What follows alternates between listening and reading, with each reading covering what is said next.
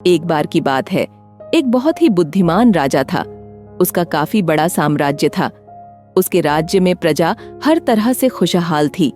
राजा को अपने उत्तराधिकारी की तलाश थी।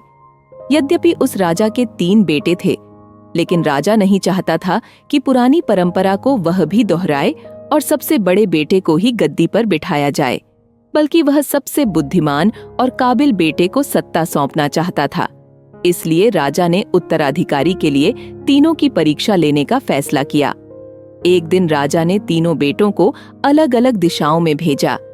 उसने हर बेटे को सोने का एक एक सिक्का देते हुए कहा कि वे इसे ऐसी चीज खरीदें जो पुराने महल को भर दें। पहले बेटे ने सोचा कि पिता तो सठिया चुके हैं, इस थोड़े से पैसे से इस महल को किसी चीज से कैसे भरा जा सकता है।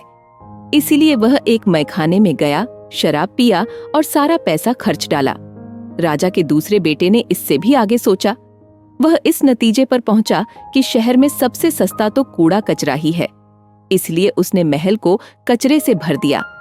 तीसरे बेटे ने 2 दिन तक इस पर चिंतन मनन किया कि महल को सिर्फ एक सिक्के से कैसे भरा जा सकता है। वह वाकई कुछ ऐसा करना चाहता था जिससे पिता की उम्मीद पूरी होती हो। उसने मोमबत्तियां और लोबान की बत्तियां खरीदी और फिर पूरे महल को रोशनी और सुगंध से भर दिया।